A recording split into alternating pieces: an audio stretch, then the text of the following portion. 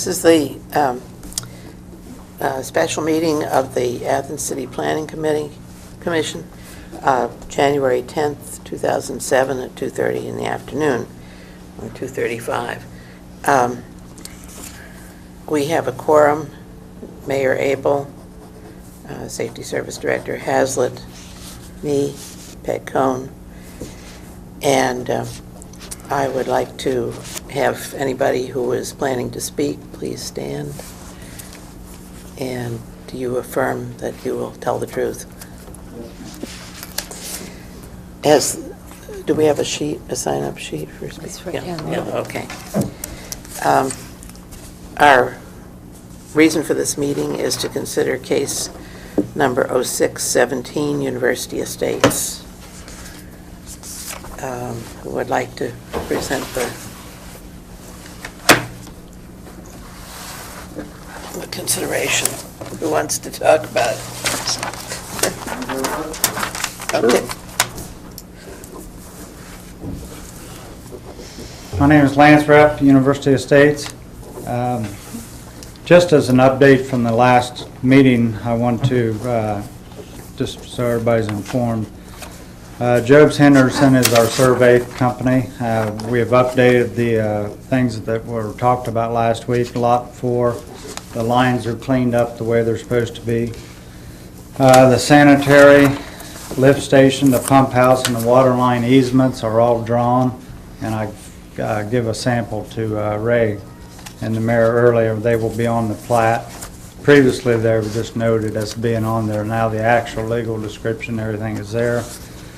Andy Stone and Glenn Gones of the city inspected the new Altamont Drive and the emergency access easements that we've talked about, and Chief Troxel has also inspected the emergency access. Fred Holmes and Pat Lawsons of University Estates met with the OEPA last week on the opiate issues that we have to clarify with them. So have started that plan. We bought the mulcher and it's in full gear. As long as the weather keeps cold, we're in good shape to get that done. Ray and I have talked several times to make sure that we had everything in line for this meeting. The amended plat will be picked up tomorrow, so we'll bring that back into, I assume, Mayor, to you, and then it's signed by you guys and Joanne, and then we have to take it to the recorder, engineer's office and get that. So that will clear that up. And then we plan on going back to council for the vacation of the couple selected roads that we need to be able to file the amended plat. As far as today, we're here for the preliminary concept approval of the PUD. Obviously, the background, everybody knows this is a large project and it's going to require cooperation in the city regulation process. We have confidence in the mayor and Ray and Steve and Nick Carr and Andy Stone and the rest of the department heads that are involved in it that we can make this project work, and we can make it work in the field for any minor adjustments that we all deem necessary. A couple comments were made last week, and I think were very good. Ray mentioned that the preliminary PUD plan serves as a kind of a roadmap to facilitate the rest of the development. One of the things the mayor brought up, that it reassures the current residents and future residents that this is pretty much what the project is going to be when it's built out. In other words, somebody can't change their mind, come in here and put a steel plant or something in the middle of this without changes coming back before the board. We feel comfortable that this is very much in line with the Athens comprehensive plan, and overall I think it's going to be a nice project for the Athens once we get all the things worked out and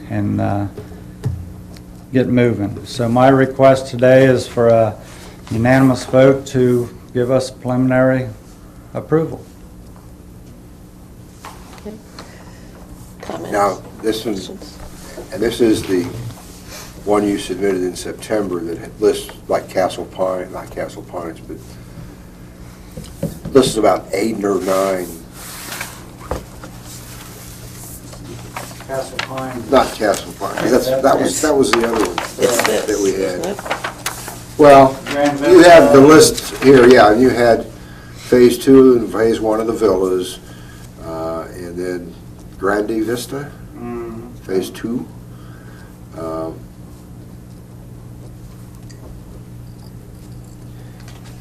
Because some of these, That was an estimated timetable, I think is what they. right, but it does list in reference to your map all of the various areas that are going to be multi-structured. Right. Okay. Whether they turn out that way at the end or Right. not.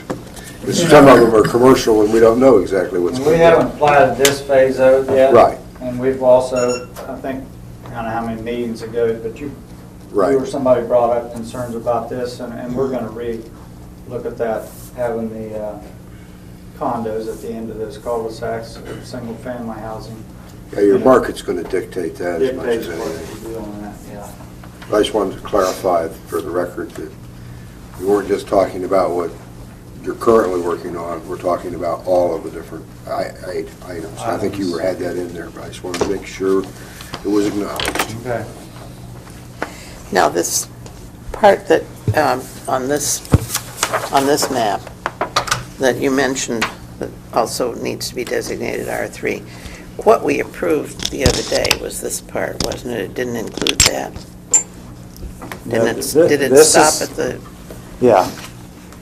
Well, what you're looking at is a zoning map that had to Yeah. be turned in with annexation. right, Okay, the actual plat itself is on this side of that road. This Yeah. has not been platted right, yet over there. okay, okay. You can keep on going. I don't know where you are. Keep on going. I did something in my back in Nelsonville. I may have to sue them. Any more comments, questions? Steve? Okay. Now, Steve, you'd given them a preliminary count on the number of proposed units and everything. You and Lance pretty well agreed on that, as I recall, it was some months ago. We did, but Steve and I had a meeting, lose track of time, yesterday or day before on the calculations, and I'm not sure we calculated that right. And we've met once, and we're going to meet again to finalize that. This is for the purpose of the fees? Yes. Yeah. Steve?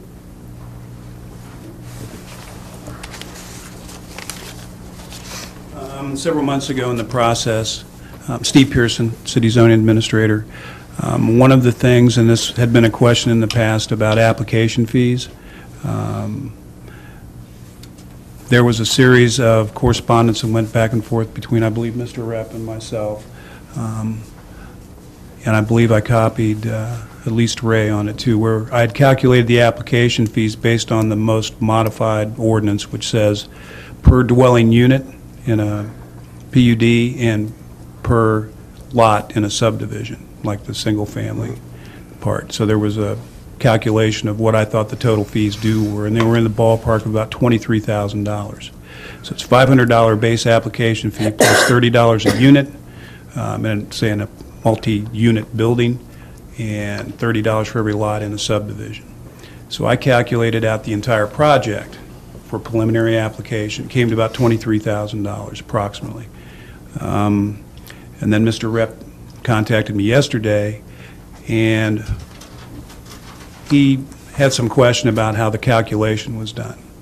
So I told him to discuss that today at this meeting or with the mayor and the service safety director. But I believe that I had appropriately calculated the fees and that they were agreed to in the past. But it was just like right at the beginning. Remember, all it said was $30 per unit. And then what was a unit? Was that a building, or was that a unit in a, if you had 150 units in a high-rise building, was that 150 times 30, or was that one building times 30? So I did it per unit in a multi-unit building and per lot in like the R1 zone, or the areas proposed to be R1 also. Okay, so you included not only what is already platted as R1 lots, but the additional proposed platting at some point? Right. Yeah, I had calculated the entire 800 and some acre site. Okay, I just wanted to make sure for our records that we won't have a question about the preliminary fee again. Right. And again, You know, guys those- can still review it and, you know, right. get the Those final might change at calculation. final, because as you said, there's a concept way out beyond. Right, and that's why I didn't know, especially on the R1 lots, whether those were included or not, because those are going to be very demand-based. There are several other sections out there that are multifamily or condo-type things, and I just used it without any specific information. I looked at the building, and did it look like it was a duplex or a triplex? So if the building looked like a duplex, it was 30 times 2. If it looked like a triplex, it was 30 times 3. So, and again, those were all, we don't know specifically what it is. It's probably going to change. Well, but and that's not totally uncommon on a preliminary, Exactly. because a lot of times you haven't gotten final design and everything on something, and that's why there's, in essence, half the fee at preliminary and half the fee at final. And that's really based upon what's going to get built. It's the concept of the preliminary that we are at now, and that's what you intend to build. It's your current plan. It was based on the information that I had available Sure. at the time. Okay. Excuse me, is that only for the incremental units outside of what's already been platted final? We know, We wouldn't have included the lots that were in the, Yeah, Phase 1 that was already platted, the portion of Phase 1 already platted, that's not included, is it? if I'm going to use my memory, it's Yeah. probably not going to Well- be right. It's all, I had dictated it out in an email, how I Okay. had calculated different things out. So that's a matter of record. That's how I calculated it. Yeah, that question just occurred to me. Yeah, because I know, in my mind, I'm thinking there were some things that I thought, well, you know, you got one big lot. Is that going to be one? If there's going to be, are there 10 buildings proposed here or 20? Don't know. So sometimes you didn't know whether to charge 30 times 1 or 30 times 20. Right. It was just based on the best information that I had available at the time. Right. Okay, would you note the time when Mrs. Bristol came? I did. Or note that she came? Yes. Do you have questions? No. I'll entertain a motion to offer to I would make a motion to preliminary approval. grant preliminary approval on the numerous, well, all of the different sites within the 826 acres or whatever. I've seen 825, I've seen 826, so give or take, as proposed in the September submission. Okay, I'll second. okay. Going to vote on giving preliminary approval to all of the sites as proposed in the 800 and whatever acres, 25 or 26 acres of University Estates. All those in favor? Aye. I guess I'll vote Opposed? wild about it, but preliminary. Okay, it's passed. All right. Is there, okay, that's done, but I think, did you say, Lance, that you had any additional information in an update form with the High Point Villas? Just the stuff that Virgin's Michaels must have now, or that's what I was talking about when I had, you were the one who suggested to me that I start Right. turning stuff in as we got it done. Mm-hmm. So that's what we are doing. Right. Every time we get something done, we'll bring it up to Steve first, I guess. What to do. Well, I just wanted kind of an update because I knew you had gone to the Shade Tree Commission, but I didn't know if there's further meetings with them. If you've met with the Disabilities Commission yet, or if that's being scheduled.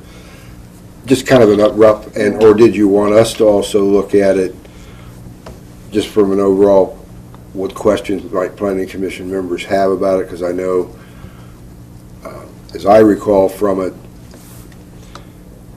tell me if it's changed or not, these are all 4 units within a building, Right. all on the same floor, single story, all entry to 4 different garages is in essence, is it one paved driveway that's 80 feet wide? And I don't know if that's going to require us a variance, because I think the subdivision code says 20 feet for driveways. Well, and I didn't know if within the Shade Tree Commission they were maybe recommending some little breakup of some shrubbery or something. Because 80 feet looks awful long to me. They had made a final decision, but they saw that wide paved area Right. too, and we're exploring some ideas about how to possibly break that up. Right, and there was some question on the clubhouse as to what its distance from the right-of-way was. Was it 25, less than 25 feet? So any of those types of things we need to try to look at to make sure where we are. And what you're saying is those come in when I should be turning that kind of stuff in now? If you've got I don't know if you want to call it a construction diagram or what, there has to be something. I saw, the one I most recently saw that I thought was one was with the PTIs, or permit to install. I turned in a full set of plans that was sent Burgess tonight. I would send it to him. You're talking about stormwater control and detention? Stormwater, and then Yeah, I there was- gave that to Ray, and that's been forwarded up. Also, there was a set of plans for the buildings and. Yeah, there were I some didn't- additional documents that went to the Shade Tree Commission. Okay, yeah, I didn't see those. I did send the stormwater information up to Bill Garrett, and he, I don't know if he's talked to your engineering firm yet or not, but there were some additional pieces of information that they needed to exchange. I typed up a letter of stuff that I submitted. Right. but I didn't- Right, I've got my files downstairs too. I mean, it's just try to get some idea of, in the commission's mind, where we are today and where we want to be over the next, say, I don't know, 30 days or whatever, because we would like to have input from both the Disabilities Commission and the Shade Tree Commission on that particular one, and just go through the request for final, because I'm going to have to re-examine the procedure on the disabilities, Mayor, because I can't remember how that's supposed to be. they were going to look primarily at floor plan and access into the buildings. Who is that? Is that Steve, or do I turn in to Steve? It can be turned into Steve, That's the part I didn't understand. but their primary concern is looking at, okay, if someone becomes disabled or is already disabled and wants to purchase one of these, is it one they can live in? Or are there impediments to their being able to live there? And of course, I think, as I recall from other discussions, your market is to older people, Right. which many of those have. We've there's a- tried to keep all that stuff in mind. you know, Right, there's a what concept are anymore. Stoves and, the openings of doors and Levers for door instead of doorknobs and stuff. ramps instead of a step up into. Right. So that's the kind of things they would look at and make any, because most of the commission members there are people that work with the disabled or are disabled. And so they have knowledge of what locally they would, the types of people would want. And so it's really just good information, I think, for you. But they would make, a recommendation to us. But both of those are recommendations, as I recall. Yes, Steve?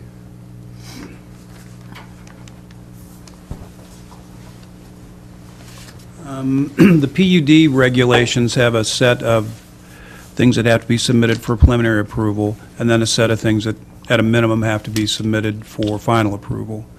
Those are just the minimum standards. It also could include, it says things like engineering feasibility studies, which we just happen to be talking about one right there. Stormwater detention, stormwater control. That would be an example of an engineering feasibility study that the commission might want to see. In addition, there are reviews required by the Shade Tree Commission and the Disabilities Commission, as the mayor mentioned. I attend all the Shade Tree Commission meetings, we did go to one meeting, I believe, with the Tree Commission, and so they've had a preliminary look at it. And probably, I'll have to go back through the records, see if they didn't make some kind of recommendation back to the